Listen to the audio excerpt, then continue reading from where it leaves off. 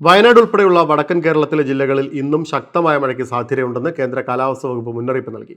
മലപ്പുറം, കോഴിക്കോട്, വയനാട്, കണ്ണൂർ, കാസർഗോഡ് ജില്ലകളിലാണ് യെല്ലോ മുന്നറിയിപ്പ് പ്രഖ്യാപിച്ചത്.